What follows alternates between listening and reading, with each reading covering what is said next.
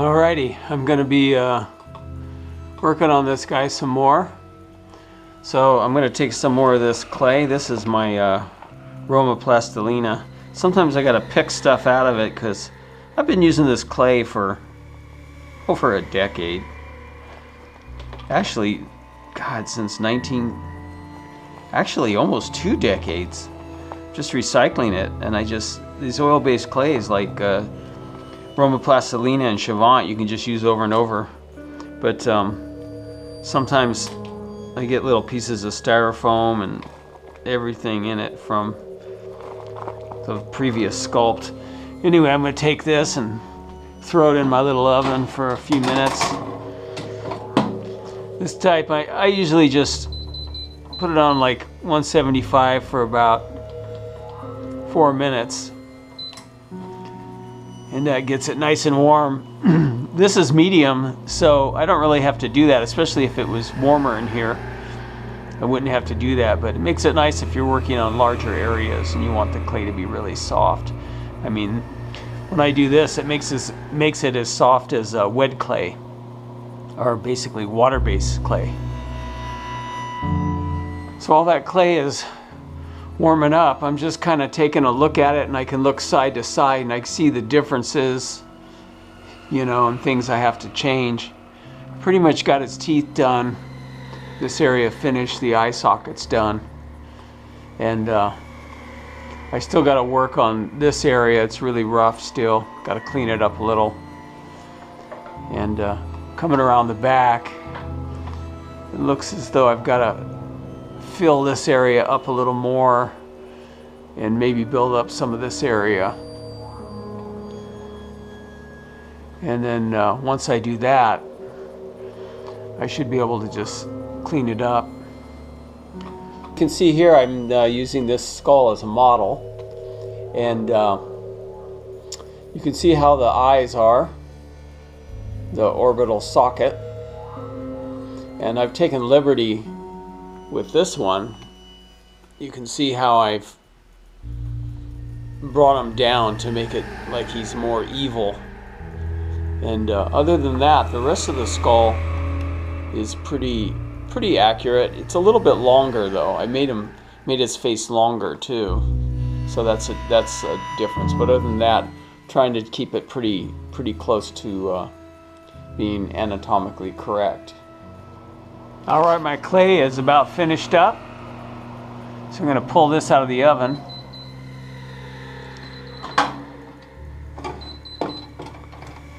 And I had it on 175, so it's not too hot.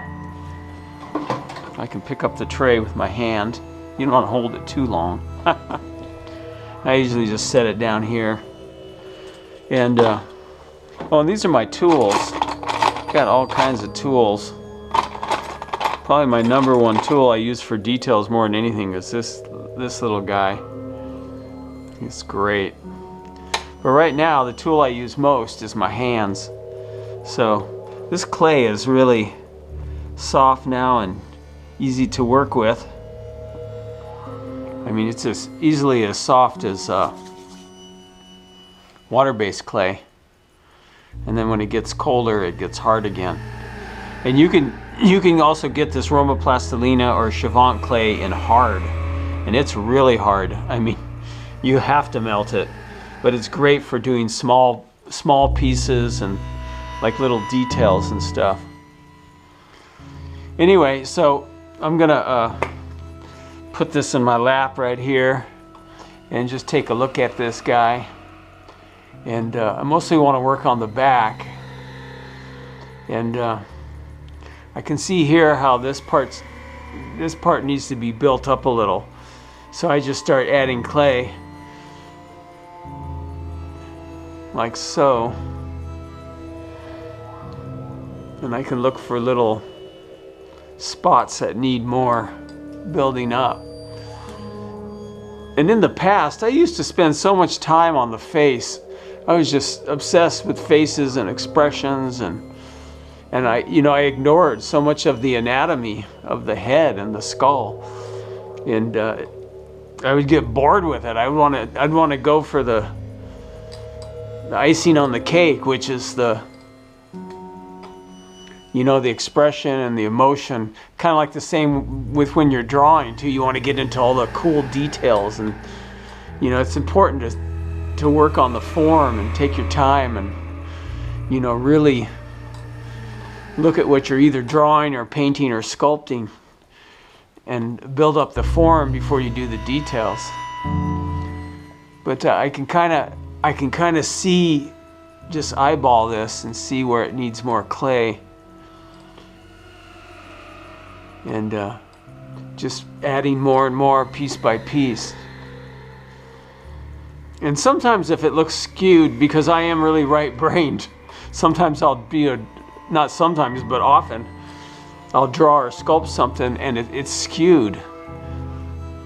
You know, like this in the front still, I think it's a little bit skewed. Seems like this side is bigger than this, but, and what I have these calipers for that. I've got these little different calipers that for measuring. And if you want to get really, like if you're doing small stuff and you want to measure little things, like here you can tell this is off from this, see? So when I sculpted this, if I had used the caliper, this would have been more accurate, because you can see it's a little bit off. So these are great for little details. And then for the bigger stuff, you can use these kind, which is great. And you can measure, I'm going to measure the inside of this.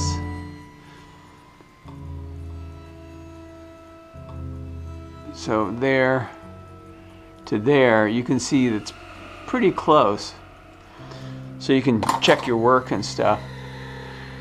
And also I noticed, like on this side, it seems like if I look from the side, it seems like this side's higher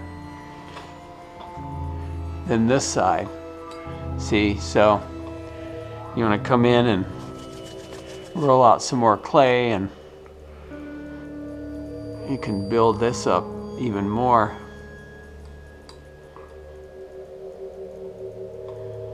To try to match, make both sides match. And everything doesn't have to always totally match. You know, that's what gives it some life and makes it look more organic.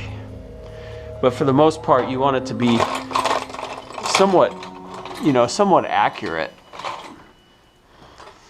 You know, but if you make it too smooth and too perfect and too symmetrical, it doesn't look real. It doesn't look natural.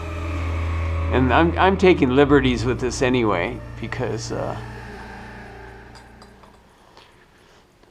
as I said, I want to make this skull look more like he's alive, like he's being animated by some dark force or of some kind. So, and it's all just adding pieces and taking away and adding and taking away and adding and creating what you want to do, and feeling it. You just kind of feel the sculpture.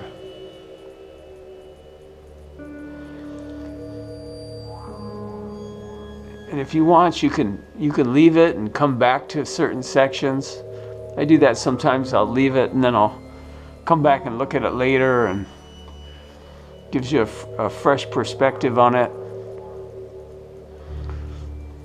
But yeah, I'm really changing this up, the brow. I mean, that's not what it looks like. And I've added all this stuff too, and you know, you can add all kinds of little details later as well. So that looks pretty cool. So you can see now it's more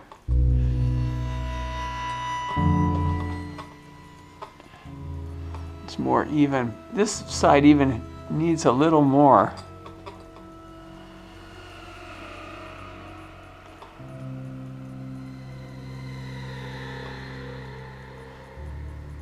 Sometimes you have these little pieces and you can just leave them. Don't even have to smooth them down.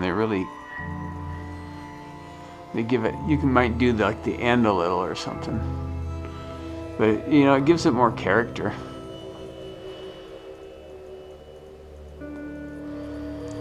All right. So yeah, I'm just gonna take a look at the back. So you see, look at the back, you can see this popping out, and as opposed to this, and they're actually in different places too. So this one either has to come lower. So let's take a look at this. See, there's a big wide gap compared to that. So you always want to refer back to the reference, but at the same time give it character. So this side looks pretty great. So this side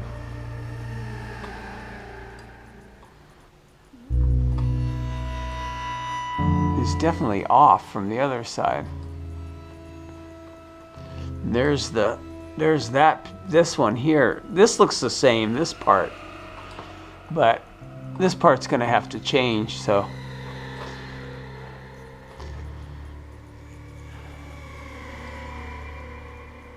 So that's got to come up more. But it seems like on this side it's in the right spot. So who knows? But anyway, that's how you do it. You compare sides and angles and look around. I think definitely though this needs to be built up.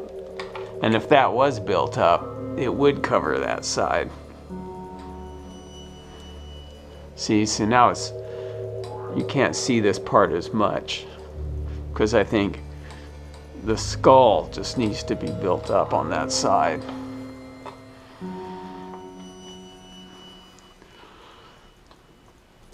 So that's an update on the skull.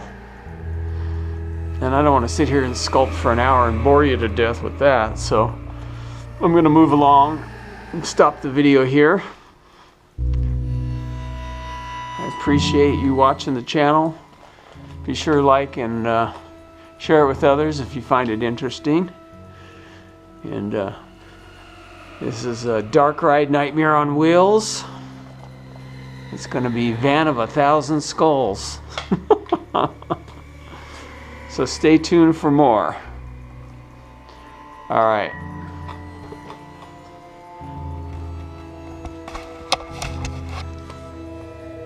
We will talk to you later. All right, bye.